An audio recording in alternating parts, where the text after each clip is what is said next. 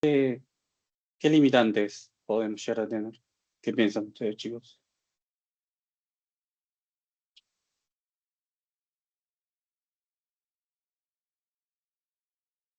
Dijimos que un producto en el ejercicio anterior, una empresa en la que puede colaborar un amigo que tiene un monto que puede invertir más las horas como recursos. En este caso son dos empresas. Cada empresa que representa en el gráfico. Una recta. Ok, una recta o representa un eje. Perdón, un Un eje. valor Sí. dentro de un eje. Ok. Sí. Bien, y si tenemos entonces dos productos, cada producto representa un eje, ¿y qué pasa si tenemos tres productos? Se añade un eje más. Ok, Sí, y en el caso anterior, ¿qué tipo de gráfica estamos representando? ¿En cuántas dimensiones? En 2. En dos. Ok, si agregamos un producto más, ¿cuántas dimensiones va a tener ese gráfico? 3. Tridimensional. ¿Cómo? Perdón. Pensé que alguien hablaba, disculpen. Entonces, si queremos ir por el método gráfico, por cuatro productos, cuatro empresas a las que puede invertir, ¿qué problemática podemos tener ahí? O sea, para el humano, ¿no? Estamos hablando. Para el humano. ¿Es fácil? No, ya es complicado graficar 4 dimensiones más. Creo que es imposible, hasta donde yo sé. Verlo al menos de ¿Sí? la misma forma que veníamos viendo. Probablemente algún cráneo matemático lo pueda hacer, pero el resto de los mortales tenemos que hacer alguna otra magia, y en este caso la magia la hizo George Danzig, el héroe de Juan. ¿Y por qué? Porque obviamente en algún punto nos encontramos con una limitante que el método gráfico nos va a dar, nos va a crear, digamos. Pero si podemos representar de una manera algebraica el mismo problema, eventualmente lo vamos a poder resolver. Inicialmente, en esa época, eran los inicios de la computación, entonces había algunas máquinas, creo que bastante caras, ¿no? Y con pocas personas, una élite que podía acceder a ellas.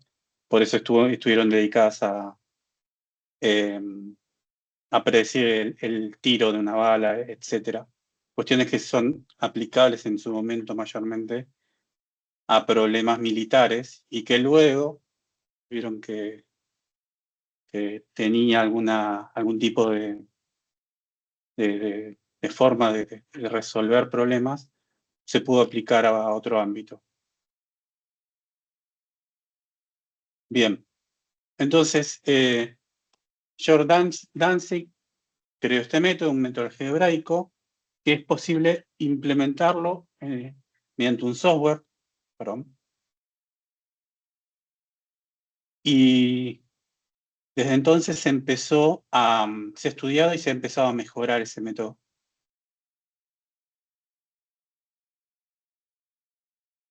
Ay,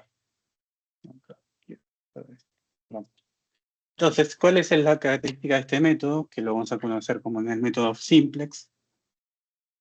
Es un algoritmo que sirve para resolver problemas complejos de programación.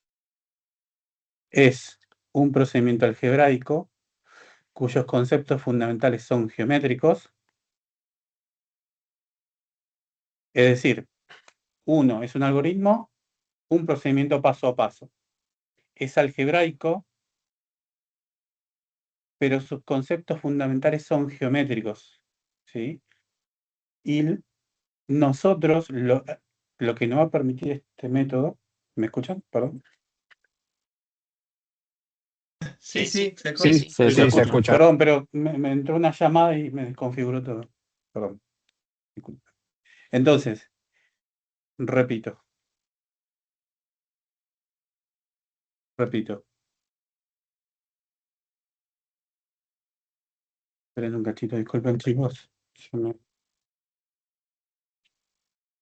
desconfiguró acá los auriculares, así que no estoy escuchando nada. Dame 2 minutos. Acá, estoy. Se escucha perfecto, Ale. Listo. Ahí apagué esto. Perfecto. ¿Me escucho bien? Bueno, perdón. Entonces, el método simplex es un método que tiene tres aristas. Es un algoritmo, es decir, que es un procedimiento paso a paso. Es algebraico, pero sus conceptos fundamentales son geométricos. Es decir, nosotros vamos a estar recorriendo los vértices, en este caso, en 3 dimensiones, que era la problemática que hablamos recién. Si agregamos una empresa más al problema anterior, pasamos de un problema de 2 dimensiones a un problema de 3 dimensiones. En un problema de 2 dimensiones vamos a recorrer una gráfica, ¿sí? Y en un problema de 3 dimensiones vamos a recorrer un poliedro. Y así vamos aumentando la cantidad de dimensiones y vamos a recorrer otro tipo de figuras que son inimaginables o tal vez no tienen nombres. Entonces, ya dijimos por qué este método tiene una limitante. Bueno, porque no lo podemos pensar dentro del espectro humano cómo resolverlo de una forma gráfica. Entonces, vamos a comprender el método. Entonces vamos a comenzar asimilar el funcionamiento del método, comprendiendo sus conceptos geométricos. En la resolución gráfica del modelo de programación lineal, las variables de decisión son quienes establecen la cantidad de dimensiones. Dijimos, empresa 1, empresa 2, son 2 ejes. Si agregamos una empresa C3, son 3 ejes. Con el método simplex podemos ampliar las cantidades de variables de decisión a una cantidad n que puede ser procesada a través de un algoritmo, y ese algoritmo puede ser representado en un software. De hecho, hay software, el PHP que les mostró José también tiene la posibilidad de resolver el método simplex y le va dando paso por paso, lo pueden utilizar para hacer la corroboración. También creo que hay un producto, si no me equivoco, para resolverlo si no me equivoco, en Excel lo puedes agregar, se llama Solvex, si no me equivoco. También pueden utilizarlo para corroborar el método. Pero este método, como dijimos, en el examen vamos a utilizar lápiz y papel y vamos a tener que resolver en cierto tiempo en el examen. Entonces, para ilustrar los conceptos geométricos, definimos el caso de 2 dimensiones. En este caso, 2 hermanos están pensando en comenzar con un pequeño emprendimiento que consiste en fabricar mesas y sillas de madera para camping. Las van a vender a 500 y a 300 pesos respectivamente. Por el momento poseen 3 herramientas de banco, una sierra, una agujeradora y un torno. Estas herramientas limitan su producción diaria, ya que la sierra puede funcionar 18 horas de manera continua, la agujeradora puede funcionar 12 horas de manera continua y el torno 4 horas de manera continua. Para fabricar una mesa se necesitan de estos recursos 2 horas de agujeradora y 2 horas de sierra, mientras que para una silla se necesita 1 hora de torno y 3 horas de sierra. En base a esto, ¿cuál será la producción que maximizará su ganancia? Esa es la pregunta que nos queremos responder. Entonces, este problema al que nos estamos enfrentando, ¿de qué tipo es?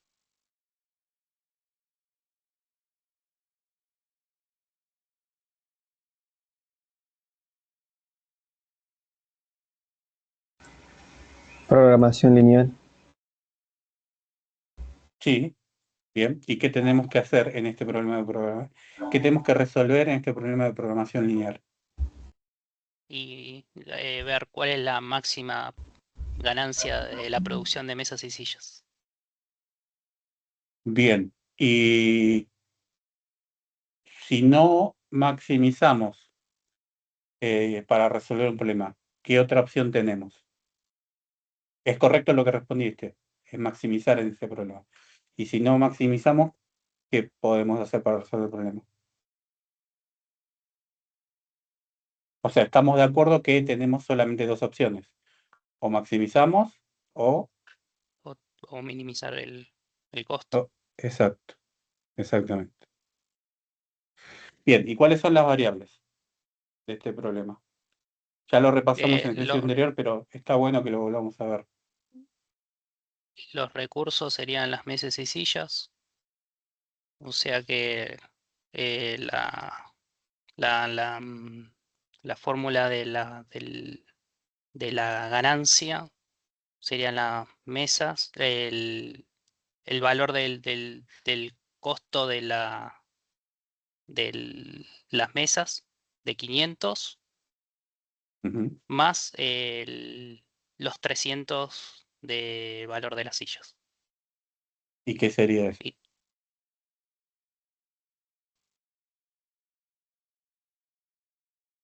Y sería la fórmula para obtener la Sí, ganancia. exacto, la función z, perfecto. Bien, Exacto, sí, eso. No me sale. bien, y el objetivo, las restricciones, lo están armando el modelo, pueden ustedes armarlo si quieren y en la próxima slide lo corroboramos. ¿Cómo sería? Y es separar los recursos que tenemos para producir las mesas y sillas. O sea, tenemos por un lado la agujereadora, la sierra Ujú,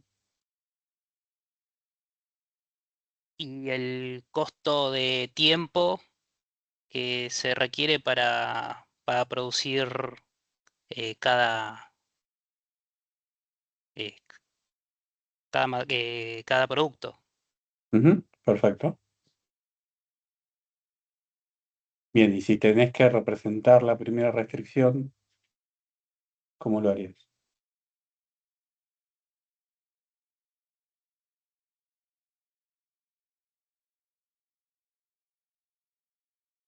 Entonces, Y la restricción sería la cantidad de tiempo que pueden trabajar la maquinaria. exacto, O sea, el tiempo que pueden estar activas exactamente. haciendo el trabajo. Entonces, tenemos exactamente, perfecto.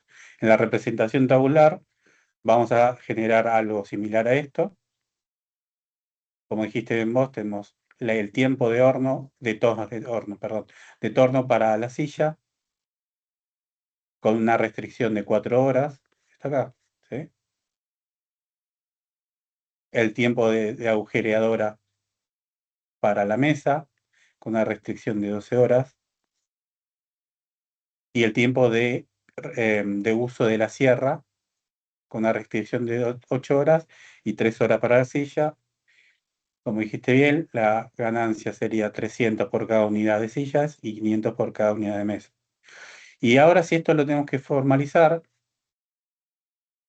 vamos a decir, vamos a pasarlo a un modelo matemático y vamos a decir que una variable x, no importa, ahora le llamamos x1, podría ser y, no importa el nombre, nos va a representar a las sillas un eje, el otro eje nos va a representar a las mesas, tenemos la función que vamos a hacer, que dijimos que es la maximización de la ganancia, de la combinación de la producción de ambos productos, cuál es la que a mí me va a reportar más ganancia. Y tenemos acá las restricciones sobre x1, que era el torno, menor o igual a 4 horas. 2, la restricción de el torno y De el la otro era agujereadora agujereadora. Sí. y después de la sierra. Y las restricciones que siempre que tienen que estar, esto es, sí, ya se lo explicaron los chicos la clase pasada, siempre tienen que estar las restricciones de no negatividad. Entonces, si ahora lo graficamos, vamos a llegar a un gráfico similar a este.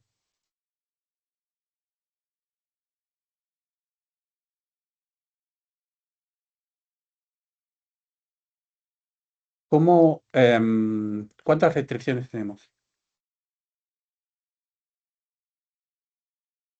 Hay Este gráfico. puede ser 2 restricciones. No son 3, una por cada máquina. 3. Ah, sí, 3. Ok, Sí, bien. sí. Lo vemos acá de la formalización. ¿Y por qué uno está en horizontal y el otro en vertical?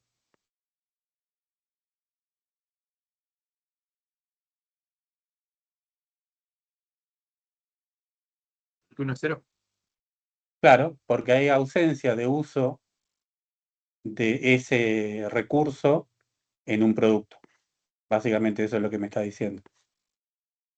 No vamos a ver, no vamos a ir a una formulación matemática. Estamos hablando de productos, acá la cantidad de productos de X2, que en este caso dijimos que era mesa, y cantidad de productos de X1, y la combinación de ambos nos va a dar los puntos, los vértices, donde podría estar la solución de nuestra función de maximización. ¿De acuerdo? Perfecto, sí. Bien, entonces nuestra función de maximización tiene una pendiente y esa pendiente es la que va a recorrer nuestra área factible y en alguno de estos puntos se va a posar y nos va a dar la mayor ganancia. Entonces, lo que antes lo hacíamos porque es más simple, de una manera gráfica, lo vamos a intentar hacer de una manera más geométrica. ¿Sí? Entonces,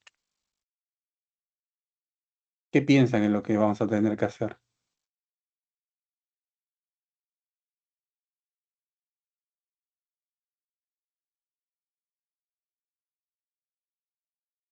¿Recorrer los puntos? Exacto. Vamos a recorrer los puntos desde un punto de inicio.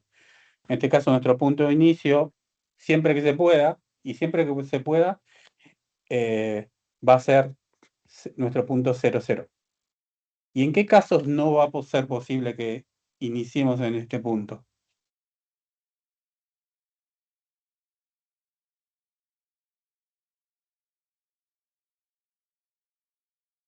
Cuando esté fuera de la región factible, digamos, cuando esté cortada antes.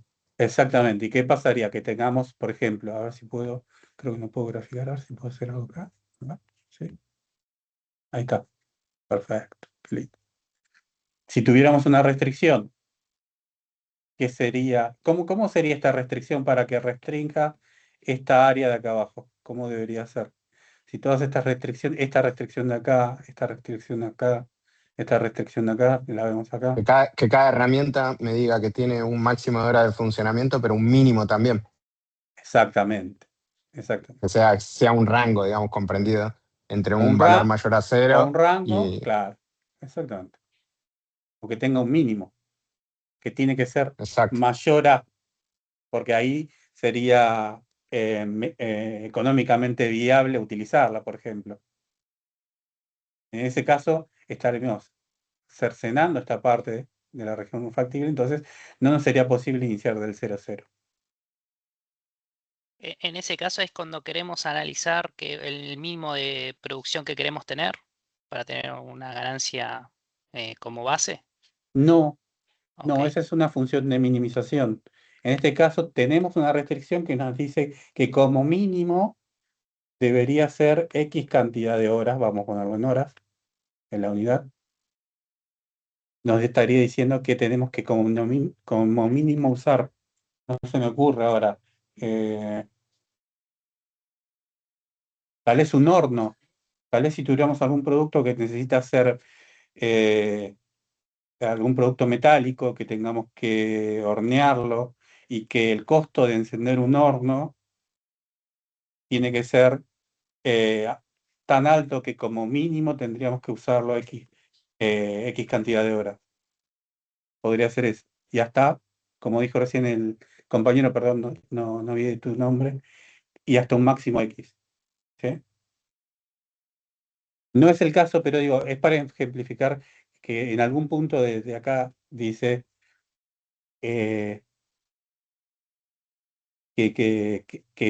si es posible si es posible, vamos a iniciar el punto 00. Eso es lo que quería explicar. Lo más probable es que nosotros no planteemos ese tipo de problemas, pero si lo van a leer en la bibliografía, que entiendan por qué es esa situación. Entonces, cada intersección de la frontera de restricción de la región factible son potenciales soluciones en un vértice. No estamos diciendo nada nuevo, lo mismo que vimos antes. Pero esta es una manera de verlo en 2 dimensiones, lo que va a hacerse en más dimensiones, ¿sí? Con más variables de decisión. 2 soluciones en un vértice son adyacentes entre sí cuando comparten una restricción. Es decir, acá pensemos que esta es una restricción. ¿Por qué esta es una restricción? ¿Qué nos representa este eje como restricción? Y este eje como restricción. ¿Por qué decimos que es una restricción? O puede interpretarse así. Por la restricción de no negatividad. Exactamente.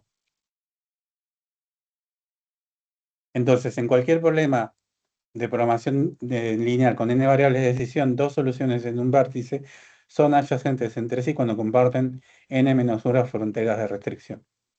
Esto es porque a medida que aumentamos las dimensiones vamos a tener más contactos, ¿sí? En un poliedro, etc. Y otras formas que tal vez no tienen nombre. En fin. Entonces nosotros vamos a recorrer estos puntos. ¿Pero por qué recorrerlos? Porque no tiene sentido empezar acá y decir, ok, si yo planteo el valor 0 y 0 en la función de maximización, ¿tiene sentido que vaya a este punto? Ah, no tiene sentido, porque podemos seguir subiendo hasta un límite, que el límite nos lo da la restricción. Esto. Y entonces,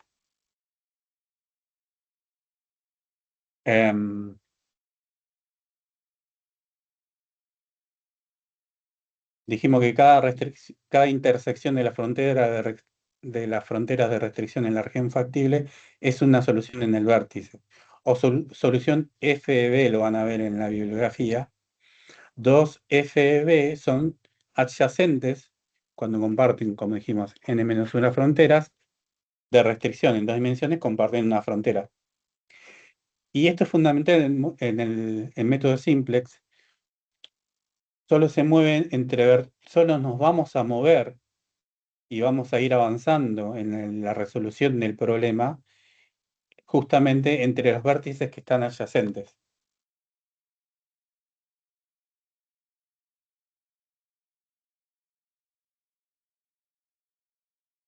Y avanzamos acá. Entonces, la visión geográfica en base a la definición general de soluciones en un vértice adyacentes entre sí, podemos definir la siguiente propiedad general que nos proporciona una manera útil de verificar si una solución en un vértice es óptima. En cualquier problema de programación lineal que posea al menos una solución óptima, si una solución en un vértice no tiene soluciones, en un vértice adyacente que sean mejores, entonces esa debe ser una solución óptima, porque dijimos que vamos a recorrer nuestra solución solamente entre vértices que están adyacentes.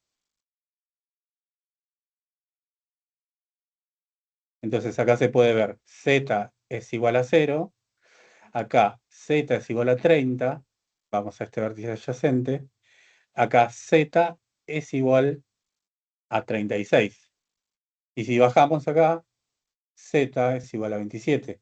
O sea que este va a ser este vértice adyacente a este y a este punto, es el punto que nos da la máxima ganancia. Entonces, ahora vamos a intentar armar el algoritmo que es entendible en una computadora. Paso 1, elegimos 00 como la solución inicial. No, solamente acá pasamos desde la formulación matemática y empezamos nuestro camino. ¿Hay soluciones óptimas adyacentes mejores?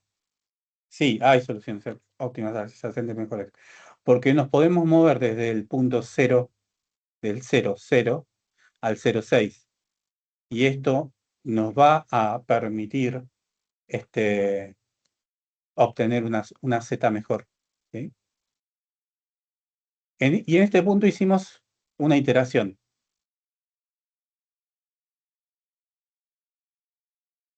Vamos a la siguiente iteración. Moverse a una solución adyacente mejor mediante los siguientes pasos.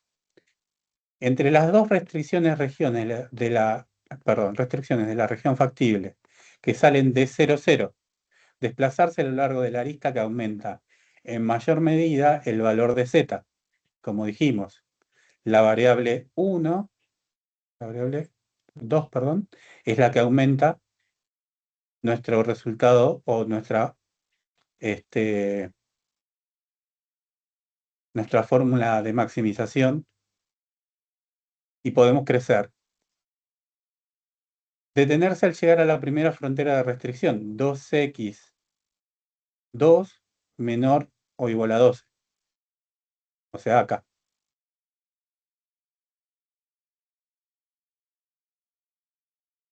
Obtener la nueva intersección entre las fronteras de restricción. Vamos de vuelta a probar, hacer una prueba de optimalidad. ¿Hay soluciones adyacentes mejores? Sí, tenemos todavía adyacentes y los podemos recorrer. Es decir, estamos en este punto y si bien no podemos mejorar el valor de x2, podemos mejorar hacia la derecha el valor de x1. Entonces sabemos que hay alguna posibilidad de mejora. Entonces nos vamos a la iteración 2. Moverse en una solución adyacente mejor mediante los 3 pasos entre las dos restricciones que salen de 0,6, nos desplazamos a lo largo de la arista que aumenta en mayor medida el valor de Z, es decir, hacia la derecha como vimos recién. Si vamos hacia abajo disminuiríamos el valor. Detenerse al llegar a la primera restricción, a la primera frontera de restricción. 3x 1, 2 más 2 es menor o igual a 18, que está representado por esta restricción. Entonces obtenemos este punto, 2,6, hacemos la prueba de optimalidad y vemos que cualquier camino hacia abajo, diagonal, nos va a hacer que en este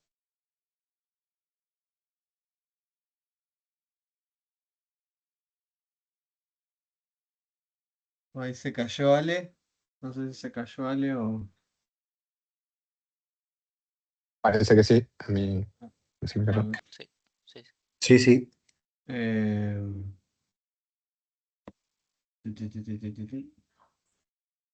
Voy a compartir yo. Para que vuelva Don Ale. Básicamente lo que Ale estaba repasando no es el algoritmo. ¿En qué diapo está? Acá.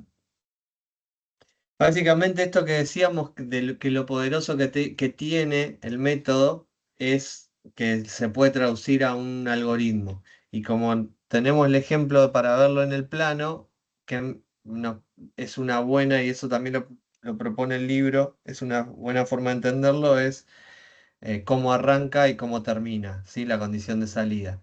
Entonces, si ustedes tienen esta región factible, ¿sí? Recordemos que habíamos visto la semana pasada, vamos a tener restricciones que nos van a acotar las soluciones en una región factible. Y vamos a evaluar las posibles soluciones en los vértices, ¿sí? Entonces, el paso 1 del algoritmo arrancamos desde inicio, ¿sí? 0, 0 en este caso. Tenemos, acuérdense, las restricciones de no negatividad, así que sabemos que es uno de los vértices. 0, 0.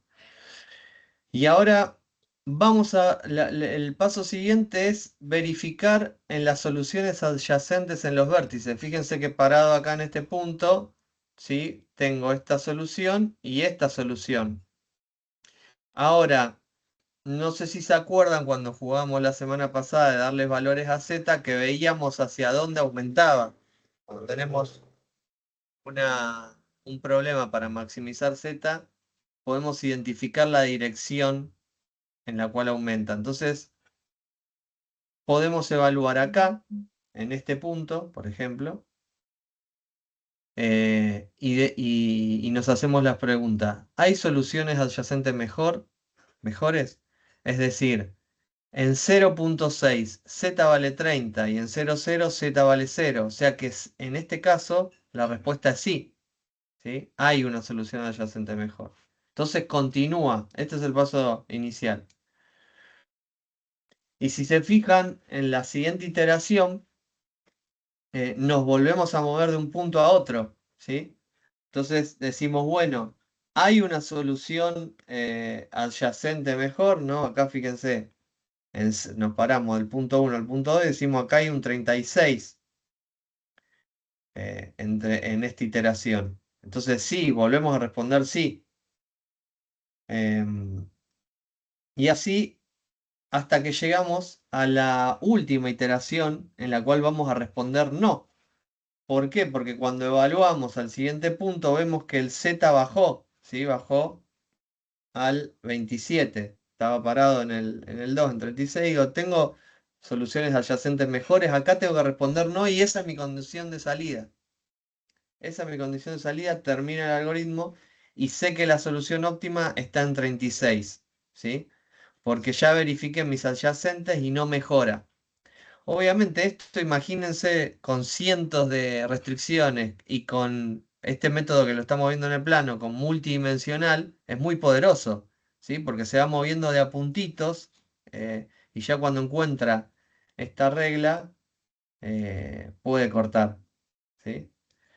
Entonces básicamente es esto, ¿sí? El concepto de solución. Iniciamos desde origen, nos preguntamos, ¿esto es óptimo?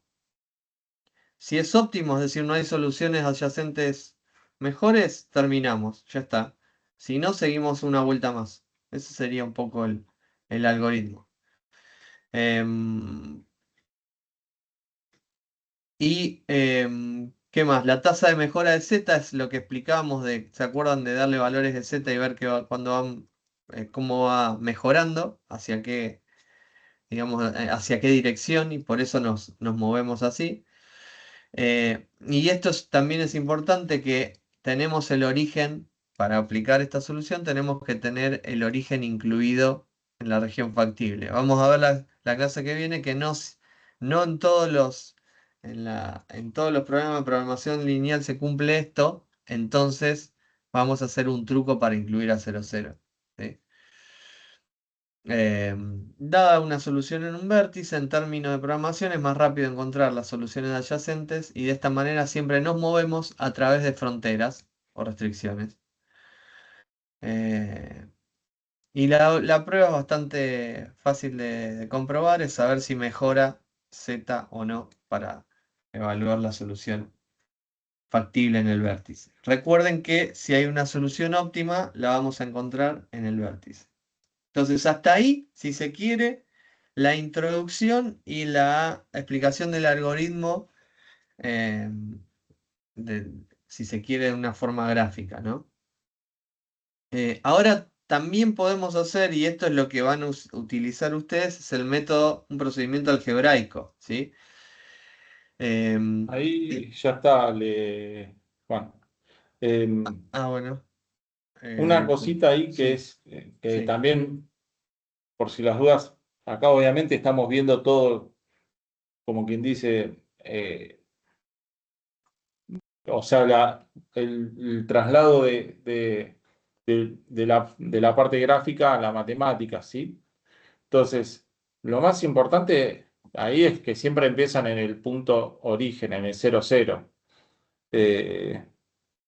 Y creo que la clase pasada, Juanca, fue que preguntaron, ¿hay que graficar la región factible? ¿Qué necesidad? Bueno, acá la necesidad es, en este caso, que de ustedes de forma visual van a ver cómo es que se piensa el método simplex, que después, o sea, una vez que lo resuelvan de manera tabular, es como que se desentienden completamente de esta explicación.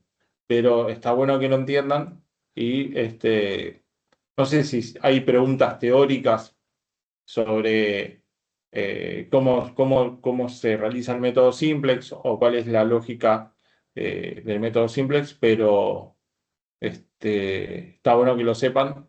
Más que nada también para ustedes poder comprender mejor y estar más duchos a la hora de resolver los problemas, ¿no? Había una mano arriba de Jorge. Sí, Jorge. Sí, quería hacer una consulta respecto al gráfico de la zona factible. O sea, en el origen, o sea, arrancaron recorriendo sobre X2 para arriba y no, digamos, sobre X1 hacia la derecha, y eso responde a que el algoritmo primero se pregunta cuál de los dos Z adyacentes es mayor y arranca por ahí. Siempre van Claro. al que tienen. Exacto, perdón. No, sí, en realidad tenemos esta aplicación es para que sepan que tenemos hay una forma de explicar el algoritmo desde lo que es el método gráfico, ¿sí? Pero efectivamente vos tenés una tasa de mejora de Z conforme vas en una dirección u en otra, ¿sí? Y vos lo que querés en general en estos problemas es mejorar Z. Entonces, por eso estás yendo siempre y evaluando hacia el Z en la dirección en la que se maximiza. Ok, o sea, el paso uno del algoritmo es eso, es evaluar la condición. Si fuese al revés, si estuviéramos en un Z de minimización, arrancaría por el X1 hacia el Z12 y ahí empezaría a comparar adyacente. Sería así. Sí, y ten en cuenta que este algoritmo que estamos viendo, también es importante lo que estás mencionando, lo estamos viendo en la forma estándar, ¿sí? Exacto, Lo, sí, lo sí. vamos la vamos a complicar más la semana que viene. En la forma estándar, Z siempre la estamos intentando maximizar, ¿sí? En la forma Ok, estándar, así que viene bien el comentario para aclararlo, ¿sí? En la gracias. forma estándar tenemos el 0,0 y estamos intentando maximizar. Es más, Juanca, yo voy a expoliar un poco. El minimizar, cuando tengan un minimizar, van a tratar de transformarlo en maximizar. Y van a tratar de transformar o sea, todo problema de programación lineal que no esté en la forma estándar, lo que van a tratar de hacer a través de, de algunos artilugios es llevarlo a la forma estándar para resolverlo de esta manera. Es decir, el origen siempre tiene que estar en 0, en 0, 0, y siempre tienen que buscar la mayor tasa de mejora. ¿Está bien? Pero bueno, eso es un poco de spoiler de la clase que viene. Si no, si se lo puedo adelantar hoy, genial, pero no sé cómo vendremos con los tiempos. Pero la idea del concepto general es más importante, como decía, empieza en el 0, 0, como dijo Juan ahí recién, buscan la mayor tasa de mejora yendo por los segmentos adyacentes, y se van a topar siempre cuando haya más mejora o cuando vayan mejorando hasta un punto en el cual no tenga más mejora. Eh, y ahí es donde se detienen, que sería, ahora después van a verlo, pero es como la condición de detención de parada del algoritmo. Pero el algoritmo, ahí en dos dimensiones, lo que estamos tratando de representar geométricamente es todo lo que está haciendo el algoritmo. Y después el gran poder de esto, que creo que ya lo mencionaron 20.000 veces, es el tema de que no está limitado a la cantidad de dimensiones que haya o la cantidad de productos o actividades que tengan. Es decir, pueden tener 500 actividades o 500 productos diferentes y el método va a ser aplicable de igual manera. Así que bueno. Bueno, perdón, Ale, te dimos tiempo para que te acomodes de nuevo. Como quieras, Ale, querés que siga yo? ¿Querés seguir vos? Como vos prefieras. Dale, Sí, sí. metele por si se me vuelve a cortar. Bueno. em, bueno, entonces, Acá tenemos ahora forma de pasarlo a un modelo que decimos nosotros es el tabular, ¿sí? Algebraico. eh, entonces acá lo que vamos a hacer es del modelo inicial en el cual tenemos Z, tenemos las restricciones, ¿sí? Lo que vamos a hacer es un modelo aumentado, ¿sí? El modelo aumentado le vamos a sumar a cada una de las restricciones lo que se denominan variables de holgura, ¿sí? Entonces fíjense que acá agregamos variable de holgura 1, variable de holgura 2, variable de holgura 3. Y esto que está acá lo vamos a poner acá mismo. Acá lo único que hicimos fue pasar z restando para el otro lado del término y después poner en las mismas columnas eh, las variables, ¿no? Acá en la columna 1 tenemos z, en la columna 2 tenemos los x1, en la columna 3 tenemos los x2 y así sucesivamente, ¿sí? Igualados a constantes. Este sería la forma, si se quiere, de arrancar. Con las variables de holgura es eso que decimos, es la forma de llegar a la solución aumentada, ¿sí? En nuestra forma aumentada, la solución en origen sería 0, 0, 4, 2, 18, ¿sí? Fíjense que acá tenemos las constantes que igualamos, como explicamos en el paso anterior. Entonces, acá esto es más para, digamos, por si lo leen o si lo ven también en otro recurso, sepan que también se van a referir a variables no básicas, ¿sí? Son las variables iguales a 0 en nuestro ejemplo inicial, x1 y x2, ¿sí? Y las variables básicas que son distintas de 0 en nuestro ejemplo inicial, que son h1, h2 y h3. Entonces, como decíamos, el punto de partida en la solución aumentada es esto. Pero esto es, si se quiere, estamos acá hablando de vocabulario y de glosario de cómo se llama cada una de estas cosas. Pero no, lo importante acá es que primero entiendan bien el paso a paso, el mecanismo del algoritmo del método.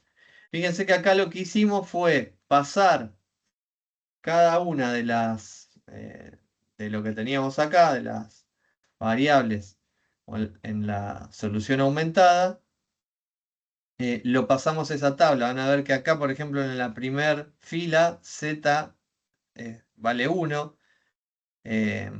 Y acá lo que está multiplicando a x1 es un -3 y lo que está multiplicando a x2 es un -5. Recuerden que habíamos pasado todo restando acá.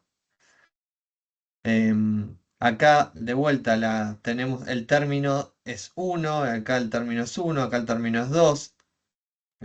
No sé si están viendo mi puntero, eso no lo sé, yo estoy señalando. Acá el término es 1, acá el término es Sí, se 2. ve. Ok. Acá el término es 3, ¿no? Todo esto, fíjense qué es lo que se pasa acá, ¿sí?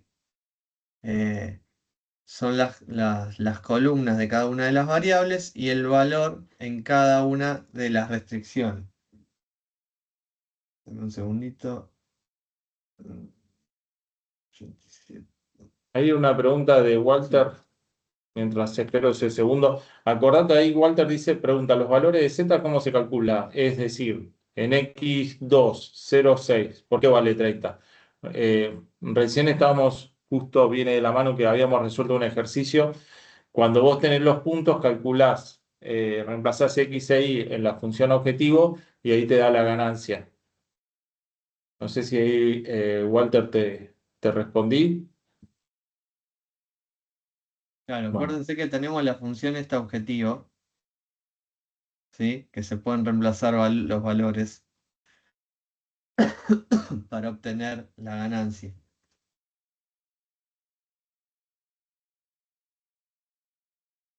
Si acá le diéramos valores de 0 y 0 a x1 y x2, la ganancia va a ser 0.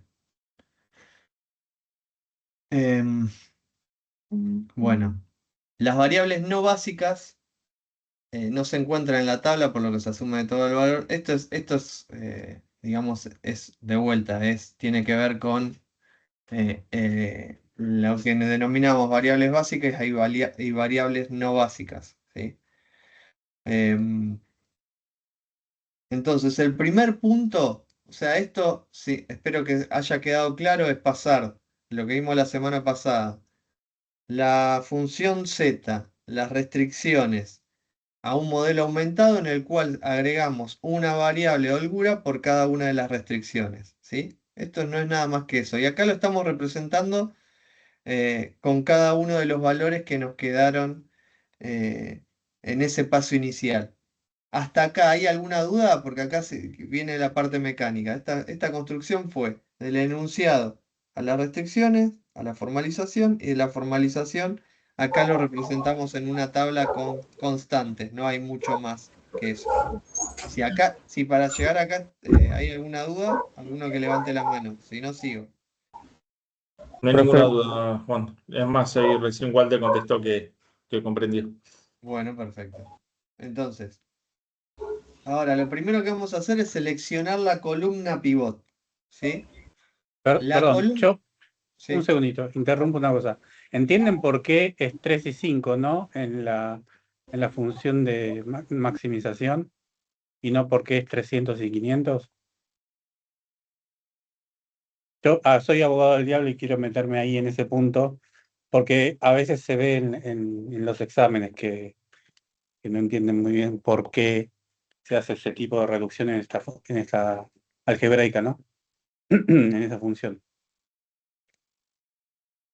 ¿Saben por qué es? No, no, no. Porque algebraicamente nosotros podemos dividir por 100 en este caso y la función se mantiene, no cambia, ¿sí? Eso es lo que estamos haciendo, básicamente. Claro, hacemos esto para que estos números sean un poco más, Exactamente. Reducción. Claro. claro, Exactamente. un poco más amigables ahora en los pasajes, pero hubiese dado el mismo resultado Exactamente. final. Y acá, Perdón. no pasa nada, le agrega lo que quieras, no hay problema. Y acá el paso 1, una vez que tenemos la tabla, es elegir la columna pivot. Entonces lo que decimos nosotros que vamos a seleccionar el valor absoluto más grande, ¿sí? Vamos a concentrarnos en los valores negativos. En este caso, en la primera fila, el valor absoluto más grande, fíjense que está en esta tercera columna de x2, ¿no? Estoy comparando el -5 con el -3, ok, este es el valor absoluto mayor, entonces esta va a ser mi columna pivot. Después lo que vamos a hacer es seleccionar la fila pivot, ¿sí? Y el elemento pivot. Para eso lo que vamos a hacer es el resultado de la columna final, que esto también lo teníamos dado, vamos a hacer el cociente entre esto y cada uno de los elementos de la columna pivot que elegimos antes, ¿sí? Entonces, la división por 0 no la podemos hacer en esta fila. Acá sí podemos hacer 12 dividido 2, que nos da 6. Y acá sí podemos hacer 18 dividido 2, que nos da 9. En este caso, con lo que nos vamos a quedar es con el menor resultado. Y por eso decimos que esta es la fila pivot. La intersección entre la columna y la fila pivot es lo que nos señala el elemento pivot, ¿sí? Entonces hasta ahora elegimos columna pivot, fila pivot con este criterio. Ahora el siguiente paso consiste en llevar a 1 el elemento pivot, ¿sí? Como tenemos un 2, la operación que vamos a aplicar siempre es la multiplicación o el cociente, como lo quieran ver. O multiplicamos por un medio o dividimos por 2, toda la fila es lo mismo, es equivalente. Entonces fíjense que toda la fila la estamos multiplicando por un medio y obtiene nuevos valores, toda la fila, ¿sí? Y acá así conseguimos el objetivo, que el elemento pivot lo llevamos a 1. Ahí ya hicimos la primera transformación de los datos originales con los cuales partí en la tablita, ¿sí? Ahora lo que vamos a hacer es realizar otras operaciones en la fila. En las otras filas para intentar que los valores me queden en 0. Así como este quería que el valor me quede en 1, voy a querer que el resto de los elementos me queden 0. O sea, este menos 5 lo quiero en 0. A este ya no le tengo que hacer nada porque ya lo tengo en 0. Y a este menos 2 lo quiero en 0. Pero la operación que haga la voy a tener que hacer incluyendo a la fila pivot. Entonces van a ver acá que la operación para llevar ese menos 5 a 0 es esta.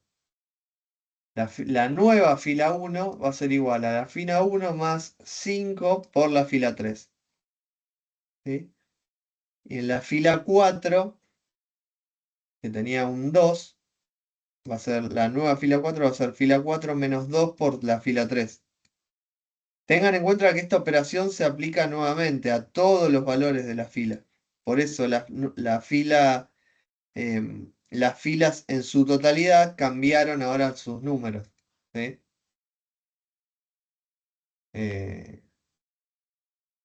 Entonces ahí me quedó la columna pivot como quería. El elemento pivot en 1, el resto de los elementos de la columna pivot en 0. Sí, diga, ahí hay una mano levantada por ahí. No, No, no. yo toqué sin querer. Ah, ok, ok. Bueno. Acá podríamos decir, terminó terminó la primera iteración. Esto que hicimos en una tabla y algebraicamente con números es el equivalente de habernos movido del punto 00 al punto al punto 02, creo que era, de nuestro ejemplo. Es ese movimiento, tuvimos que realizar estas operaciones algebraicas. Entonces, ¿qué venía acá en el algoritmo? ¿Se acuerdan? Acá podemos preguntar si hace falta hacer una iteración más o ya tenemos la condición de stop. Porque es equivalente a preguntar la prueba de si ya llegamos al óptimo, ¿sí? Si hay tasa de mejora. Para responder eso, el método tabular, lo que tenemos que ver es si en la fila de Z aún tenemos valores negativos. ¿Sí? Como en la fila de Z aún encontramos valores negativos, debemos hacer una iteración más. ¿Sí? Entonces, ahora fíjense que vamos a repetir, vamos a ir un poquito más rápido, pero es todo lo mismo que acabamos de ver, ¿no? O sea, voy a elegir el valor negativo si hubiese más absoluto más grande. En este caso solo tengo uno, que es esta columna, entonces esta va a ser mi columna pivot. Para decidir cuál es mi fila pivot, voy a hacer el cociente entre el resultado de cada uno de los elementos. Acá hago 4 dividido 1 es 4. El 6 no lo puedo dividir por 0. El 6 sí lo puedo dividir en 3, que me da 2. Y entonces esta es mi fila pivot, porque comparé 4 y 2 y este es mi valor negativo. Y este es el elemento pivot, el 3. ¿A qué valor tenía que llevar el elemento pivot? ¿Se acuerdan? A 1. Entonces tengo que multiplicar toda la fila por 1/3. Esto es lo que hice acá.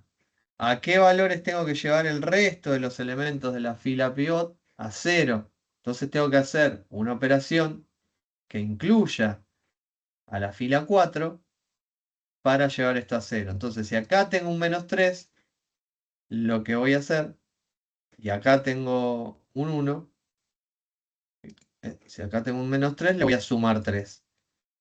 Y en el anterior, si tengo un 1, le voy a restar 1 a toda la fila. ¿Sí? Entonces, luego de terminar eso, ya terminé mi segunda iteración. ¿Sí? Y entonces acá me puedo volver a preguntar si ya llegué a la solución óptima. Y la pregunta la respondo si encuentro valores negativos en la primera fila. ¿Encuentro valores negativos en la primera fila? No, entonces ya llegué a una solución óptima. ¿En qué punto de x1 y en qué punto de x2? Fíjense que me quedo acá. En el punto 2 de x1 y en el punto 6 de x2. ¿Y cuál es el z óptimo que voy a obtener? El 36. Fíjense que todo eso es lo mismo si ustedes hubiesen hecho el método gráfico, como el que vimos la semana pasada. Llegaban al que el z era 36 en este punto, 2,6. ¿Sí? En estas dos iteraciones. Bueno, acá hicimos lo mismo, pero con estas operaciones algebraicas, con la tablita, el método tabular. ¿Sí? No sé si hay alguna duda respecto a cómo llegamos hasta acá con el paso a paso del algoritmo mediante la tabla. Eh, ¿hay algún- Aclaraciones, Sí. por si no habla nadie. No se sorprendan si ustedes cuando usan, en vez de usar fracciones, como usó acá en el ejemplo Juan, utilizan la versión decimal de la fracción, que los valores no sean exactos, ¿sí? No se sorprendan, justamente porque pueden tener valores fraccionarios periódicos, puede suceder que el valor no sea el exacto. Ujú. Sí, podríamos seguir representando cada una de las operaciones y cada uno de los resultados. También a veces pasa como fracciones. Pero bueno, digamos, creo que lo importante es que sepa que en cada iteración ustedes se están moviendo a otra solución en el vértice, conceptualmente. Que ustedes pueden evaluar con una pregunta si mejora Z o no, sabiendo si encuentro valores negativos ahí. Tengo mi condición de stop. Y básicamente tener en cuenta cuáles son los pasos, ¿no? Elijo la columna pivot, elijo la fila pivot, llevo a 1 el elemento pivot y llevo a 0 el resto de los elementos de la columna pivot con una operación como la que vimos. ¿Estamos bien hasta acá? Porque digamos, con esta explicación ustedes podrían estar en condiciones de, a ver, esperen, están en condiciones de venir acá y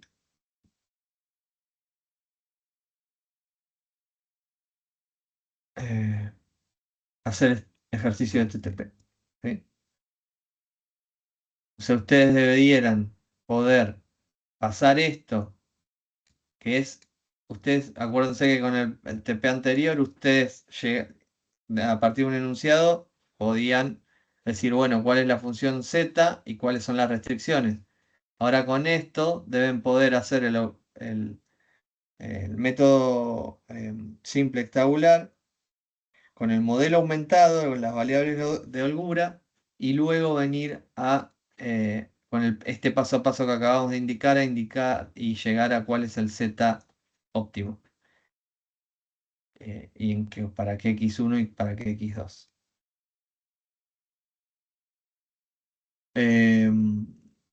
Bueno, acá tenemos algunas consideraciones extras para hacer. En el paso 1 de cada iteración se elige la variable no básica que tiene coeficiente negativo. Pero bueno, podríamos tener un empate, ¿no? Podríamos tener como decíamos, un -3 y un -3. En ese sentido,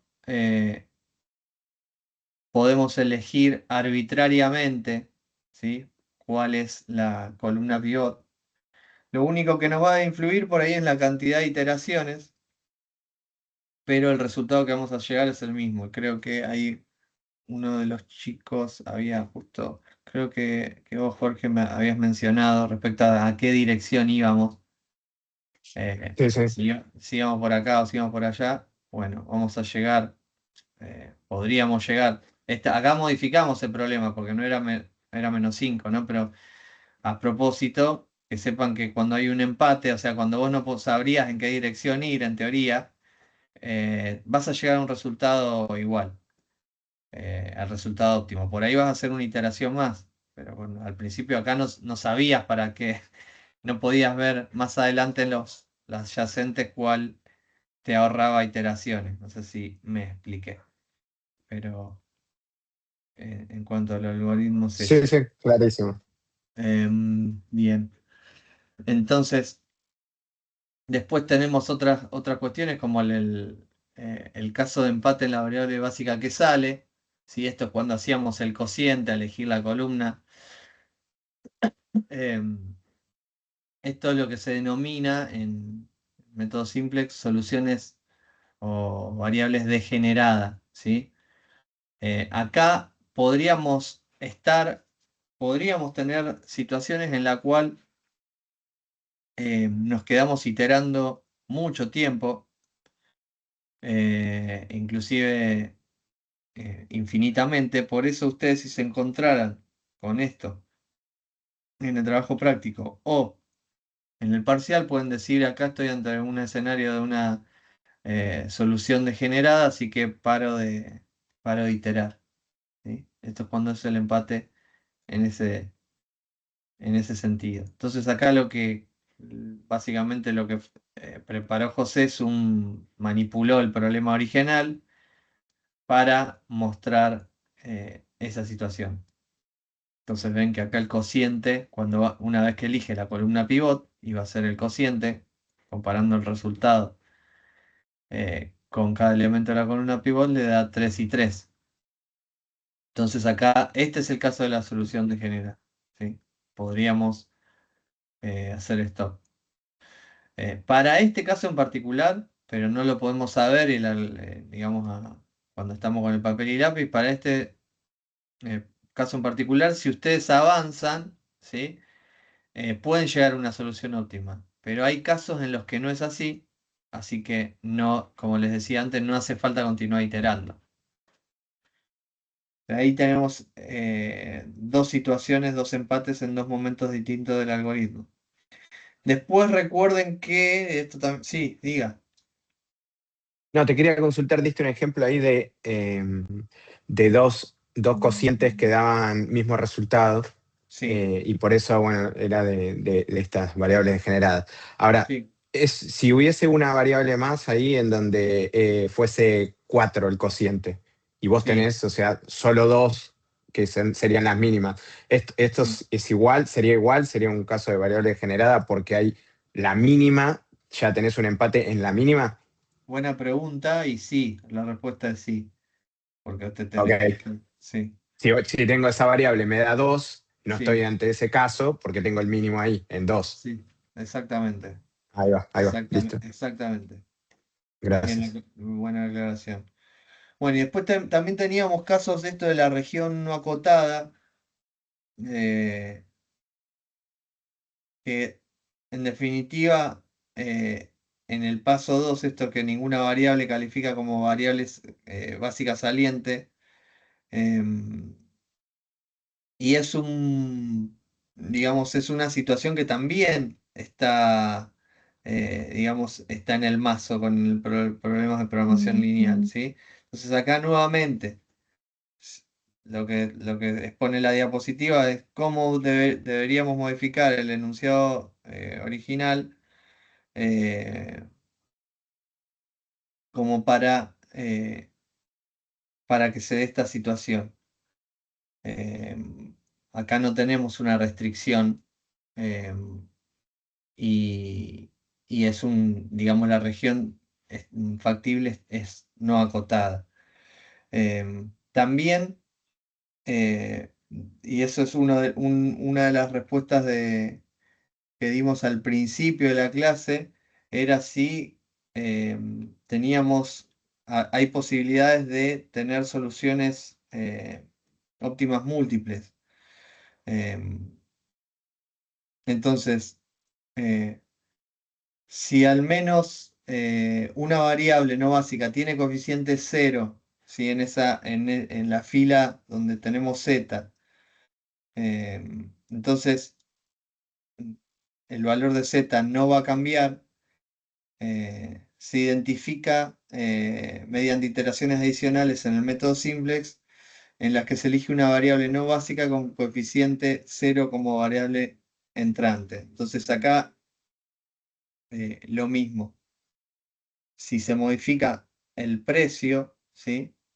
Que teníamos un -5, que tenemos un -3 y un -2, la tabla que tendríamos es la siguiente, y van a ver que si este problema lo atacamos con la misma metodología, ¿no? De elegir la columna, la fila, y van avanzando, al iterar, se van a encontrar con esta situación.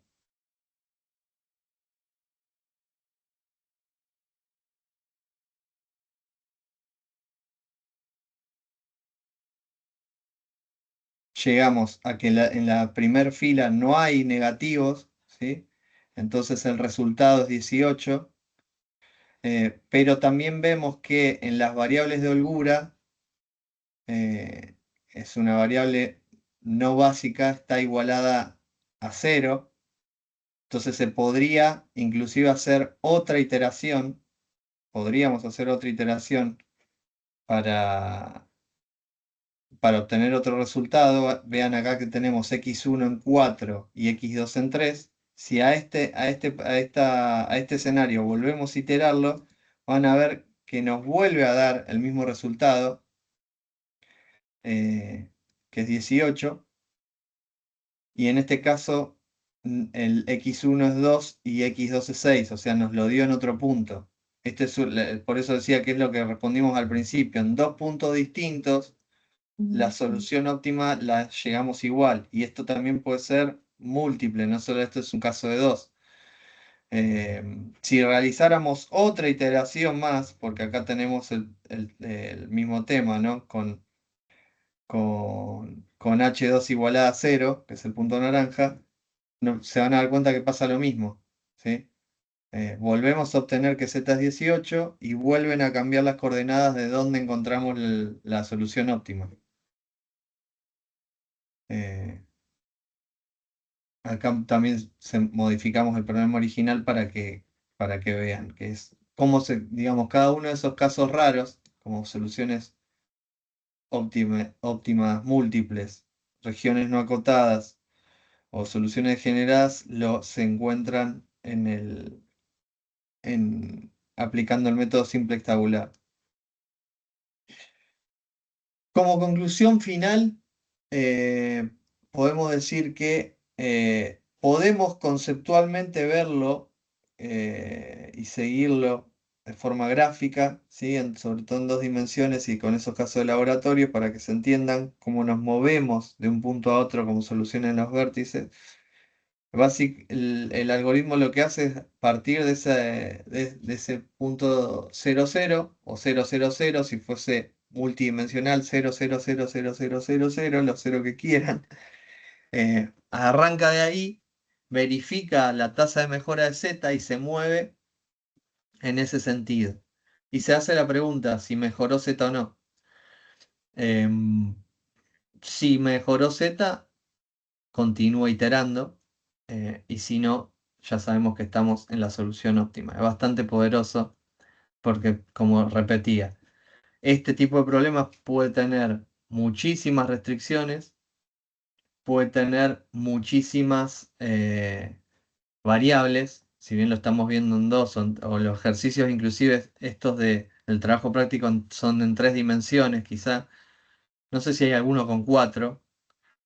Pero es hiper limitado. O sea, piensa usted, tiene que empezar en variables, no sé, en 100, en 200, en 300, algo súper, súper complejo de resolver. Este método es bastante, en ese sentido, bastante poderoso. Así que bueno, si quieren, hacemos el stop de la grabación.